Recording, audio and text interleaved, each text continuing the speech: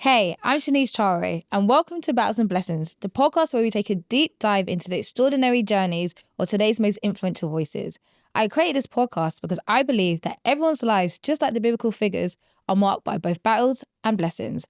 On this podcast, you'll hear some powerful stories that will challenge and uplift you. All right, let's get into today's episode. Hey, Latoya. Hi. How are you? I'm really good today. I'm Really glad. good day, yeah. No, thank you so much for joining us today. I'm so excited to speak to you. Yeah. So it's my pleasure to introduce you, Latoya, who you are a remarkable person who has helped me already so much. You've turned your personal health challenges into a powerful force for change. You're originally from Ghana, like myself. You're an advocate for women's health. Today, hopefully, we'll be talking about your journey and your complexities in terms of like fibroids and your diagnosis and all of those things that I think a lot of people are going to really take from this episode. Yeah. Hopefully we'll talk about best practices in terms of like when you know things are happening with your body, especially women. Yeah.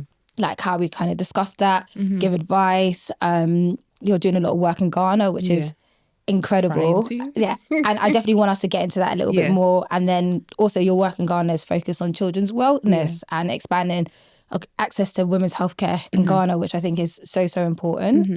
So thank you for everything that you've done so far. Thank you. And I pray that God continues to use you as a light and a source to kind of help women across the board. Okay. So funny enough, so when, I can't remember when we first connected. I think it was like early 2024, I think, like mid. I think mid-summerish I think it was like summerish. Yeah, summer. But what was so crazy was that I literally got diagnosed with fibroids then. Okay. So when you started following me, I was like, this is Crazy. crazy timing, because I was like, is this really happening? Yeah. And then I remember messaging one of my friends and like, this is crazy, obviously being diagnosed. And then went on your profile and it was like, you're an advocate for fibroids. I was like, what? That's weird. So weird. And obviously, if I'm being totally honest, I didn't really know what fibroids was. Yeah. I'm because no one really speaks about it. And then now I've done research and the guidance from you and like being on the internet being like, why do we get fibroids? Yeah. What is fibroids? All of those things. I'm like, it's so common, especially in Black women. Yeah. So I just want to say thank you so much because you helped me. So I was like, okay, do I do this? Do I do that? Why have I got it? And I had like no clue about anything. So I just want to say thank you before we get into everything. You're welcome. So before we get into like that part of your life, let's take it back a second. You grew up, did you grow up in Ghana? No, I was born here. I was born here. Yeah. So how was your household when you were growing up? Fun, loving. We're around cousins all the time. It's me and my brother. I do have half siblings, but me and my brother grew up together and we just always had our cousins coming around. My mum was a hairdresser, so she had her own shop. It was actually called Latoya's Hairdressing Shop in Camberwell. Oh, so I we used to love that. always go there and just be there with everyone, my aunts, cousins. So it was a loving, upbringing. Yeah, it was really cool. Oh, lovely. Yeah. Is your mum's name Latoya as well? No, she's Grace. Her name's So Grace. she named the shop after you. That is so sweet. Yeah. So it was nice to, as I've gotten older as well, I saw like one of the cards, like her business cards, and it had Latoya, just literally black and white and bold. And it was just like, oh my God, this was like so many years ago. 'Cause I'm in my 30s now. So yeah, it was just surreal seeing that. That is so nice. Are you quite close to your brother still? Yeah, we're close. Yeah, he's got 2 kids, boy and a girl. So yeah. Nice. So I guess when you were growing up, did you always have a passion to go into like what you're doing now, or did you want to do something else? I've always liked speaking. I wanted to be a teacher when I was younger, did you? but then I went to stage school. I went to Italia Conti, so I did drama, singing and tap. So I've always been in like around people, always talking drama, doing theatres and things like that. I've been on the Nickelodeon show. There's just so I love the CV. You're like, this tap. Nickelodeon show. I've done news rounds. I've always done little filming stuff. Yeah. So I enjoyed all of that. And obviously as you get older, you start going to school, GCSEs and things like that. So all those things kind of stopped at a certain point. And I guess I just grew up. And then, I think that was really it. Yeah. But I've always been like wanting to talk do some modeling as well. I've always been in like a camera or something. I love this. So today's not anything new to you then. So through that, I've just always had it instilled in me that maybe one day I might do something. Yeah. Oh, amazing. Yeah. Did you go to uni or college? College and uni. Oh, nice. What did you study at uni? Business management. Oh, nice. Yeah. So it was quite a shift. It was a shift, but it was still something that I enjoyed in school, business. Okay. Yeah. And now obviously you've got your own business, which hopefully... Trying. Yeah. No, I think it's amazing that you've literally been able to kind of knew from a young age like who you were. Yeah. In your household, were you like religious or anything? So we were raised as Catholics. Yeah. I think is my mum Pentecostal. I don't know what my mum is, but she's Christian. Yeah. But my dad was he was Catholic. So me and George grew up as Catholics, going to church every Sunday. And it's funny because I grew up around Kennington and we used to go to St.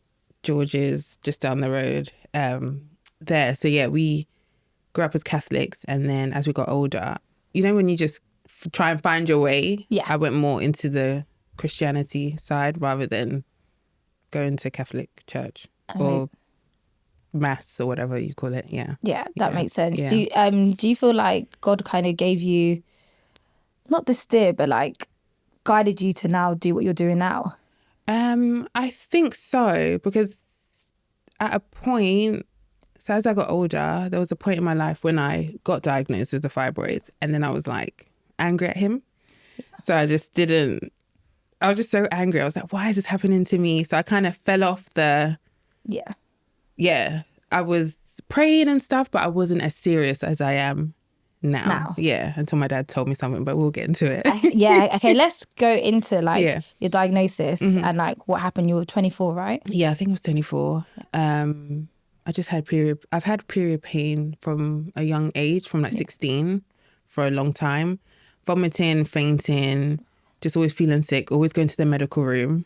Wow. Back in the day. Yeah. Never knew what it was, but then go to the doctors. Oh, it's just period pain.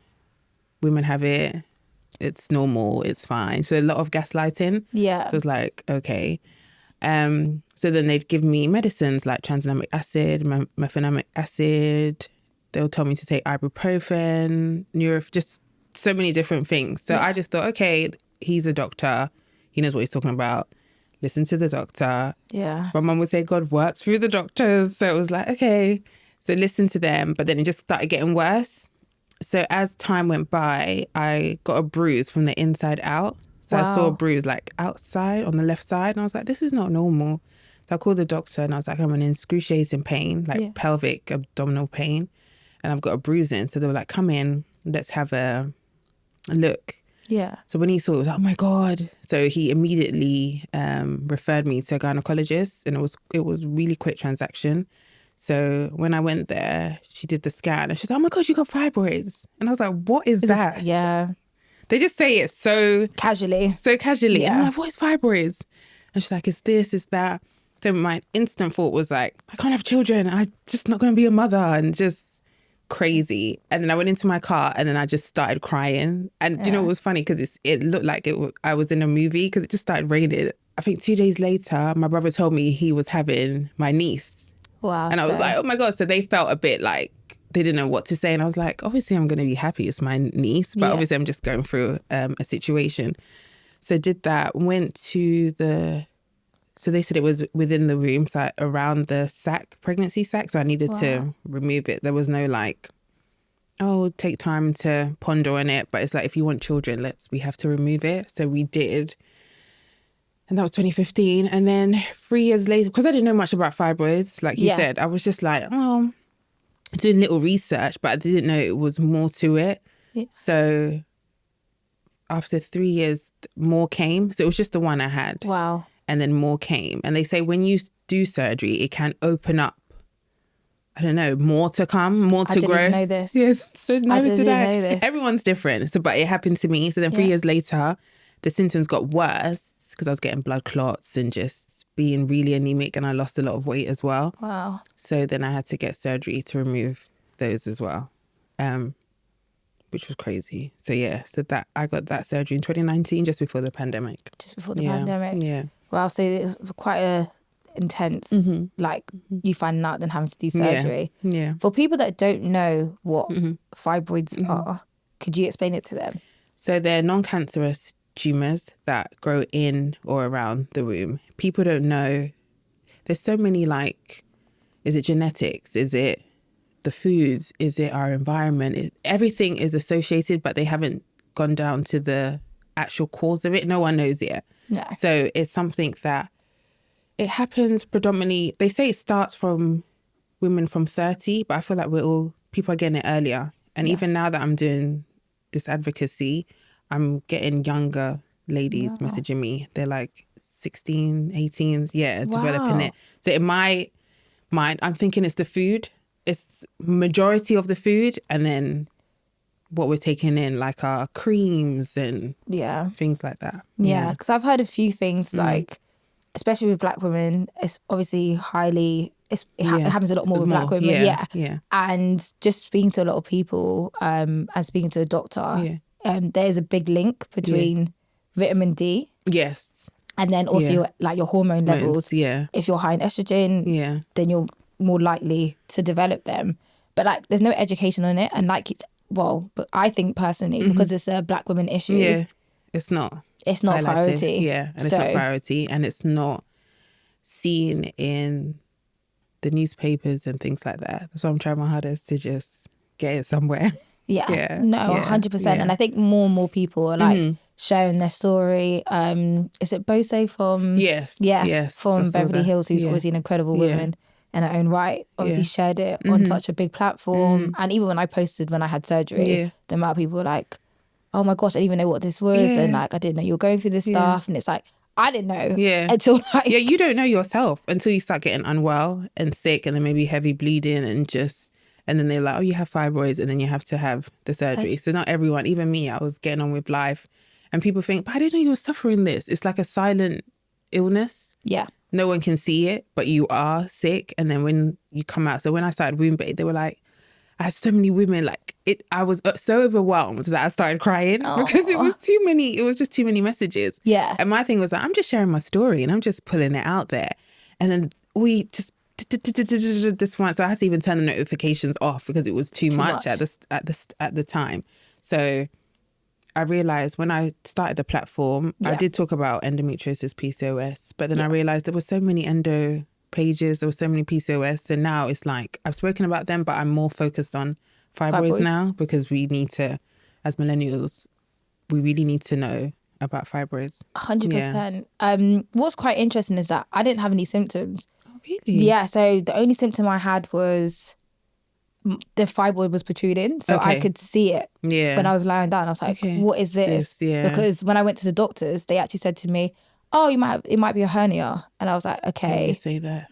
Okay, this is weird. But I had always normal periods. So I was like, okay, that's weird. And then I went to get the scans. And they were like, oh yeah, it's 1.2 centimeters. And I was like, it's quite smallish. Yeah, I was like, oh, okay, fine. Then I went to go private, and my sister was like, oh, why don't you just go and like check everything's right down there? And I was like, okay, cool. Went private, they're like, it's 12 centimeters. And I was like, what? Like, it's 12 centimeters. I had to call back my GP, and I was like, whoever scanned me is wrong. And 12 and 1.2 centimeters. That is crazy. Are two different sizes. But I only had one. And obviously they haven't come back, thank the Lord. But like, it's some people have it. Some people, I don't know why did mine come back? I don't even know.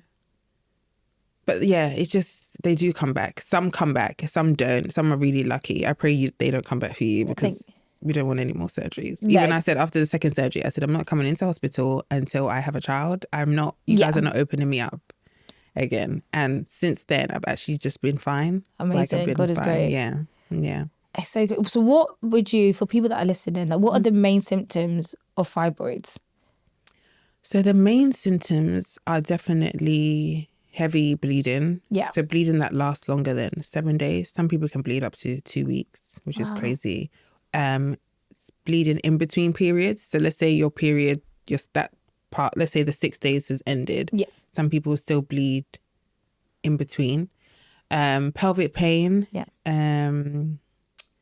There's another one. Pelvic pain. people get throbbing in the leg. Oh, really? Yeah, I had that a lot. And then when I spoke to my nutritionist, she was like, oh, you just have magnesium deficiency. So when I took the magnesium, it went. Ow. And I was like, okay. So I was like, if anyone's having magnesium deficiency or pain, it's magnesium deficiency. And a lot of women, I do say to take magnesium glycinate. That helps us with our periods. Yeah. So anyone that's having period pains, magnesium glycinate are really good. Yeah. Wow. So that's, yes. Blood clots is one of them. They say larger than 50p, but I feel like it's more than that. People get a lot of blood clots through that. So those are the main 3. Yeah. Yeah. Wow. And there's the different type of fibroids. Yeah. So there's one that's actually inside. So that's the submer something, which I have. So these were, I've actually got I think I've got a few, but they're tiny now. Yeah. But those are the ones that sometimes can be hard. People can be infertile from that. Some can get it through the cervix and someone can get it outside. Sometimes they can move. You can get people that have it on their side and it's moved to their back. It's just crazy. Wow. Okay, I did not know that. I didn't know they could move. Yeah, because to be honest, when I had mine, I felt like it was doing what it wanted to do. Yeah, and I was just like, okay, this is crazy. It's its own little person. I don't know. It's so, because mine was attached to a stem. Okay. So mine was on a 2 centimeter stem. Okay. And then it started growing from that. So maybe that's the 2 centimeters that they saw and told you. Maybe. Actually, do you know what? Now you said that, maybe it was. And I'm like, I'm sure you just assumed that was just there. But yeah, so it's crazy because I didn't realize how many people actually suffer with it. Yeah. Until I started like telling people, I've just had surgery with fibroids. Like, it's just, it's mad. And the fact that there's not enough information. Not enough. And then when you go, it's like, there's no leaflets and stuff. So that's something I'm thinking about, trying to create some leaflets for hospitals to just have about fibroids. Because there's an endo, there's PCOS, or it's just like, go on the NHS website and it's like, okay. But I feel like we need more real stories and real information. Oh, 100%. So I don't know how I'm going to start that. I always start something, but let's see how it goes. It will 100% happen. And I think what's the sad thing is that the surgeries are so common. Yes. So like when I went, they're like, yeah, we do this all the time. I was like, why is it so common that we haven't found like a solution? It's very much like, oh yeah, you can just have surgery, get removed, and then hopefully you don't need surgery again. Which is actually quite bad. Bad it is. Because like, did you have keyhole? No, so I had to have open myomectomy. Okay. But my doctor because of the largeness, isn't it? Yeah. She was incredible. Like my scars are like minimal. Yeah, they're tiny. Mine have like disappeared. Like, they were. Yeah. She did it so well, and I was just like, because obviously I think my cut was like 5 centimeters, I think. Okay. And then they went to try to do keyhole, but they were like, the position of it is it's like, not working. Yeah. Let's just cut you open. But it was quite crazy to think like you have to. Next to your reproductive system, it's like something that can actually change if you're fertile or infertile, which is crazy. So in 2021, you decided, okay, I'm gonna show my face at Wombbae. How come you didn't want to show your face in the first instance? So when I first started, it was just more like just information based. Yeah. And then I was doing it and it was fine. And then my friend was like, he called me, he was like, you need to show your face. And I was like, why? He said, people need to relate to you. If you want this to be big, I can see this going so big, getting somewhere. Show your face. And I was like, I don't want to show my face. I just want to... Because I did an initial first video about Wombbae that I'm going to bring it along and this is what we're going to talk about and stuff like that. And then I started doing like animation kind of things. And he was like, Latoya, people need to relate to you. So when I started doing the videos and showing my face, and then it just blew up. It just got bigger and bigger. And then I think I was on like around 2K followers. And then Adidas reached out to me and they were like, we're doing a period pan. And I was thinking, I only have 2K followers. Who am I for you guys to be messaging me? So that was cool that they wanted me to be part of their campaign for period leggings. So that was cool. And then I did that. And then again, people asked me to be in like magazine features and things like that. And then Channel 4 reached out to me. So it was quite... When I started this, I didn't expect all of these add-ons. That's what I would call it. Yeah. I just was like, I'm going to share my story, just try and help others, give people information, try and connect with doctors and gynecologists, which I've had the privilege of meeting people like that. But then you just get these people who want you on this and want you on that. So that was cool. And then last year I won an award for like community. Congratulations. I'm trying to get in there with the awards and stuff. But again, my focus was never to get all of these things and for people to be like, we want you part of this and we want you part of that. So it's been all right. That's why I said like God just does random stuff because I wasn't expecting all of this. Honestly, I just wasn't. I really wasn't. Yeah. Well, you deserve everything. Yeah, thank you. Congratulations. Thank you. What things do you feel like you've faced, like what challenges you face, like doing the role that you're doing now and like advocating? Do you feel like there's been barriers that have like been like, okay, this is a lot?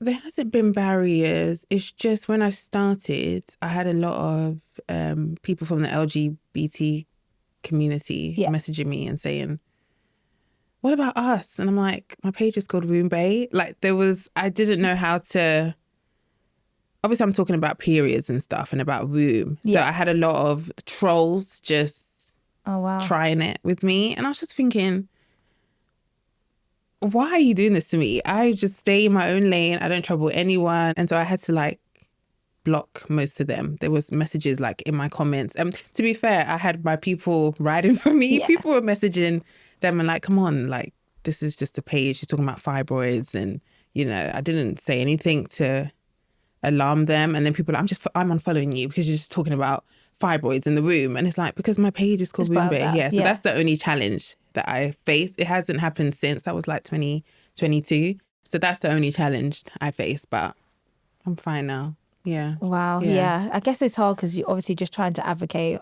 Yeah. And obviously things happen within the womb. Yeah. So hence the name Wombbae. Yes. And I think it's always hard when you are trying to... Yeah, just make a difference. Make a difference, yeah. And even some even on my page, I had... I've had women message me, which was overwhelming as well. That was a challenge, like in marriages that weren't getting pregnant. Oh, wow. And it's like, my mother-in-law is, you know, African culture. Yeah. She's given me problems. And it's like, I don't even know. I don't even have a child yet. But I'd always say to them, like, speak to your spouses first. Yeah. Don't keep it to yourself, because there was women that were keeping it to themselves, that they had fibroids. And it's like, you have to speak to your husbands to let them know what's going on so they can come with you and support you on this journey. So there was a lot of that as well. Wow, yeah. I guess sometimes you forget that obviously fibroids will, in some capacity, affect dating or marriages, especially if it makes you infertile. And I think there's obviously a lot of barriers with that. So like, I guess, do you feel like fibroids has affected you dating or anything? In the beginning, so it didn't affect me dating. I just didn't date because I felt like I was always sick, always going to the hospital. Yeah. I just didn't have time. And then I feel like I lost, is it libido? What's that? Low libido or whatever. Yeah, I was just like, I don't want to date. And I didn't want to always find myself telling someone like, this is what I'm dealing with.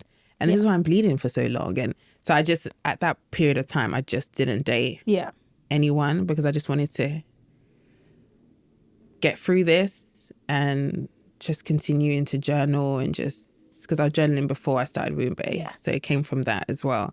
But I was like, I just need some time to myself to get better before I start dating. Yeah. That makes a lot of sense. You touched on journaling. Yeah. And I feel like everyone journals now. And I journal a lot. Sometimes I find it difficult to start. I'm like, what do I want to talk about? Yeah. So now I'm just like, dear God. And then I'll just like start journaling. How did journaling help you? It helped me a lot because I was getting, because remember initially I said I was getting annoyed with God and I was just like, why is this happening to me? So I remember I was joking with my dad. I said, I'm just not going to believe in him anymore. He goes, if you don't believe in a God, you're doomed. So when he said that, I was like, okay, let's get back to reality, Latoya. Like, and so he was just like, if anything you feel like this, just write to him or write to yourself. Anything. You know when they say, if you're angry, write yourself. If you want to send an angry email to someone, just write it first and see how it is and then let it mellow. So that's what I started doing. So initially before Wombbae, I was writing about my symptoms and things like that. So when I started Wombbae, I was like, oh, I can take this journal into the page. So that's when I started journaling. I've kind of stopped now, but I do things in my notes, but I do need to go back. I bought the women's Bible like last year. So I need to tap back into journaling whilst reading the Bible as well. Yeah. Yeah. Yeah. Oh, I good. love that. It's yeah. therapeutic. Yeah. Journaling is really good. It's just sometimes when you don't want to, you don't have to express yourself, but then if you just start writing, then everything just like comes out. Yeah. And I guess it's hard because we always talk about, like, the whole reason obviously I started this podcast is because everyone goes through battles and blessings. And sometimes you're like, God, why? Why me? Why am I going through these things? But then now you can see, like, he's using you. He's using you as a vessel. And sometimes it's hard to see it in those moments to be like, there's so many other people. Why me? Like, why are you making me go through these things? But like, you've helped so many people by being able to share your story, be able to understand what fibroids are and how it affects women, and like being able to be a resource to people. So sometimes it's hard. Like, you're just like, gosh, why? It is. And I'm just like, oh my God. And that's why I was like, when I started it and all these things started coming, I was like, I didn't ask for these things. And then I'm like, okay, so you went through this, you had a hard time, and now he's just letting you flow and being happy a bit with yourself and your body. So it's been good. So I'm just waiting for what's to come next. He's full of surprises. So, and which is always amazing. It's always like God will give you way more than you even thought of. And sometimes it's hard to see it in that time where you're like, I am struggling. Please let me get through this. And on the other side, you're like, it was all worth it. And like I said, you're helping so many people. So what was your motivation on creating the documentary? So after the Channel 4 one with the pill, it was called The Pill Revolution with Davina McCall.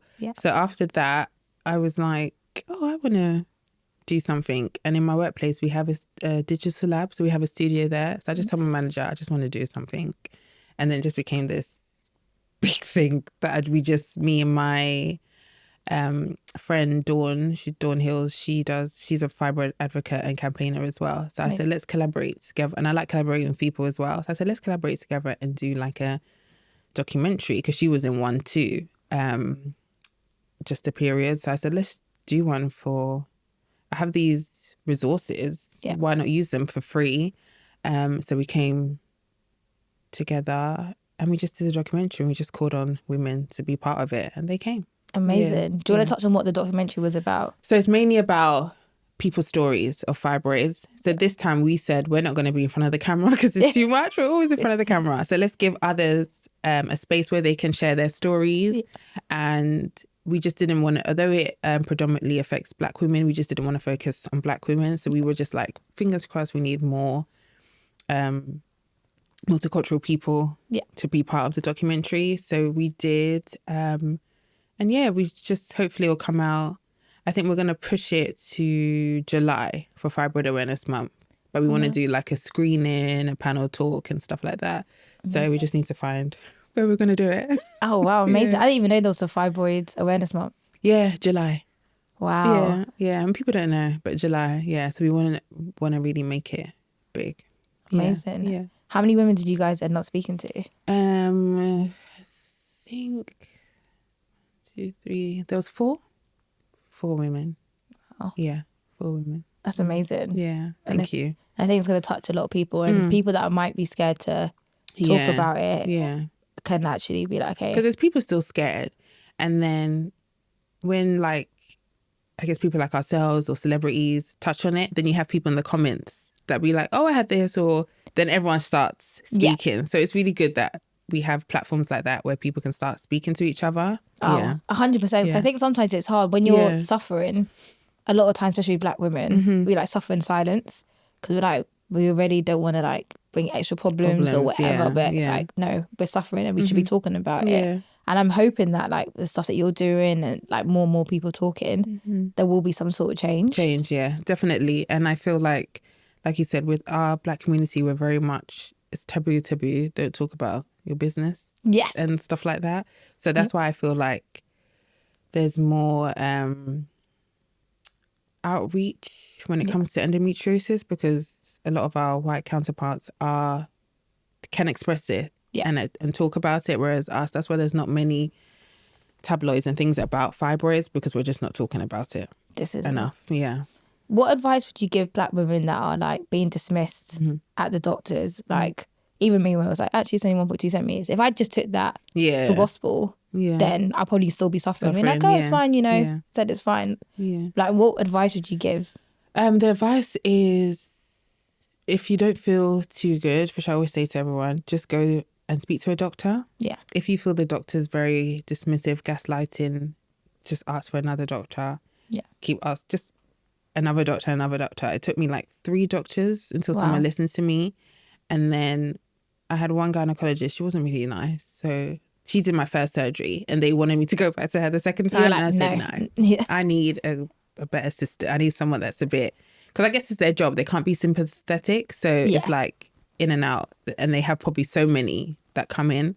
So I had a doctor called Dr. Mayonda of St. George's Hospital, and he was amazing. He's retired now. Oh. And I've been referring people to him. So when I referred one lady last year, she's like, oh, Latoya, he's retired. And I was like, oh my God, he was such a nice, his team was really good. So I just always say, just keep advocating for yourself and just speak up. Don't take no for an answer. Yeah. That's amazing. Yeah. I was lucky that my doctor was just like very much like, this needs to come out of you. Yeah. And she did it so well. And did you do your surgery for private? Yeah, I did it privately. So I actually did it in Hertfordshire. Okay. Yeah. And like they gave me a date so quickly. Okay. It was actually, I had the doctor's appointment and they were like, do you want to do it next week? And I was like, so do you have insurance and stuff? Yeah. So thank God for work. So they covered everything. But I was just like, okay. And then I ended up doing it on my mom's birthday, which was nice. I was like, God, you would not take me away. Because obviously I was a bit nervous. I haven't been under. Yes. I don't think before. Or maybe once when I was younger when I had surgery. But like, I was like, this is quite scary. So it's just like keep advocating. Just going back to like, if someone is not being heard by their doctor, what would you tell them to do, like in terms of like tracking symptoms and like if it changes, like what would you tell them to be doing? So I always tell everyone to gauge it for like 3 months. Yeah. Because your periods can change. I feel like periods change depending on your mood. So for example, when I go to Ghana, my periods are so fine. Like they're fine now, but before the surgeries and stuff, I was fine. So I think periods are like a feeling within yourself. That's how I've seen it now. I just feel like when people having a stressful month or something traumatic has happened, they have a bad period, like really bad pain, inflammation. I feel like it all builds up. But I do say to people, check it for 3 months. And see how your symptoms are each month. If they're the same, like you're feeling pain, clots and stuff, just write it all down and let the doctor know. Because some people will go like, I've had a bad period today. And the doctor will tell you to go back and gauge it for like 3 to 6 months. But I always say just 3 months, write it down so you're prepared. Yeah. Because sometimes they'll be like, oh, just go for 3 months. It's like, no, I've written this all down since October, I've done all of this, doctor. Can you help me? So I always say for 3 months, just write down your symptoms. That is really good advice, just because I guess sometimes, are there any apps actually, or would you just think just put in notes? Notes, and then there's Flow. Yeah. I have Fitbit on my iPhone, which I track as well and write stuff down, but I would say Flow are good. Flow is a good app. Okay, cool, perfect. Amazing. Yes, I think sometimes we just wait for the doctor to, and it's like, actually, no, just like track your symptoms if things change, and if it is a stressful month like you said, then make sure you make a note of that as well, because that obviously can affect your periods, which is amazing. Is there any moments where you were like, wow, like God thank you, in terms of like everything that you've been doing, and like has your faith helped you to continue to like keep doing this? Yeah, it has. I went back to church properly in April last year. Yeah. Because I wasn't, after the pandemic, I was going with my mum and then the pandemic came and then we just didn't go. And then I started again last April. So my faith has been stronger and I've been trying to go to church every Sunday. Just things happen, you've got stuff to do. But since that, it has been amazing. So yeah, I went back to church when I came back from Ghana last year. Yeah. And I've always wanted to do like humanitarian work and things like that. Yeah. So I think praying and saying, I want to do this. And then when it happened to meet all the organizations and stuff, then I came back and I was like, I need to give myself back to properly going to church and just taking it all in. Yeah. I love that. Mm-hmm. Did you feel like your faith has helped you in terms of like your work in Ghana? Like, do you feel like that was like something that you felt like you needed to do, or like God kind of guided you? I feel like I've always wanted to, because in my mind, I was like, if we're suffering here, how is it back there? Yeah. And I remember when I was with my dad, we were driving in Ghana And I was like, oh my gosh, her stomach is so big. Like I said it in the car. And he was like, that's fibroids. Like, she's not pregnant, it's fibroids. And they're just dealing with it and just, some people can die from fibroids because of the heavy bleeding. So not just the fibroids, but the heavy bleeding. Yeah. So from then I was like, I don't know how I'm going to do this, but I need to find a way to come back and help. So last year when I was coming to Ghana, I just put it on my story that I'm coming to Ghana. And if there's any organizations that want to meet up, link up, let's whatever. So a friend of mine was like, oh, I know someone in Ghana. I'm going to hook you two up. And I was like, okay. So she messaged me. And then the day I was coming back to London is when I met them. Oh, wow. Flow Wellness. Yeah. So I literally was like, my flight is at like 7. I'm going to meet you guys at like 11 or 12. And I was like, I have to meet these people before I leave this country. Like I'm not leaving this country until I meet these people. So,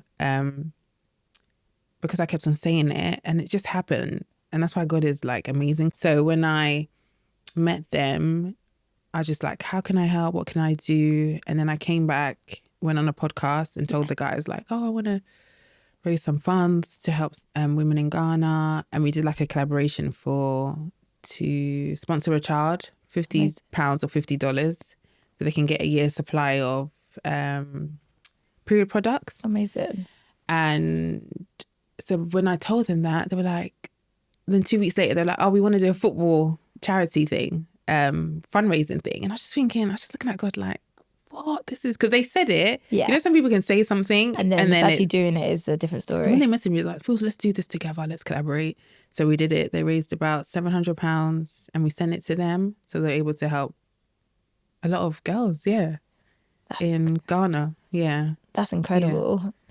So it was good. Wow. Yeah. So are you going to try and do more work out there? Yeah. So April, I want to go and let's see if we can do an event or like a drive so people can come down and get products.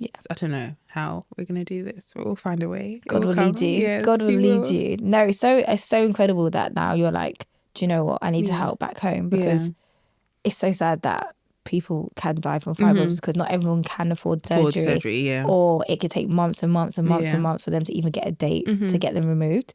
So I think it's incredible, and please, like, let me know how I could help and like just how anyone can help in terms of like where they can get information to support. So I just think it's such an important work that you're doing. I will do that. Yeah. No, amazing. Thank you so much. Oh, thank you for having me. No, because I think this episode is going to help a lot of people. And just to say one thing, if anyone feels, because we have people out that go to work and they feel that there's some that they can't continue working, I always say people always tell us to get insurance and stuff, but I wanted to say that people should think about getting income, income protection. Yeah. So that would be great. So if you feel that you can't carry on working, that can protect you and you can get some money from that. So I think that's the one advice I'd like to give people out there. Yeah. No, I think that's really good advice actually, because a lot of people don't. No, because people just think, let me just get life insurance, but income protection is really good as a start. Yeah. Amazing. Okay, thank you. You're welcome. Thank you so much. Thank you for sharing your story. Thank you. Thank you for all the work that you do. Thank you for having me. Thank you so much for listening to today's episode. We all go through ups and downs, so I hope this episode brought you some comfort. Remember, don't get complacent during your blessings and do not give up during your battles.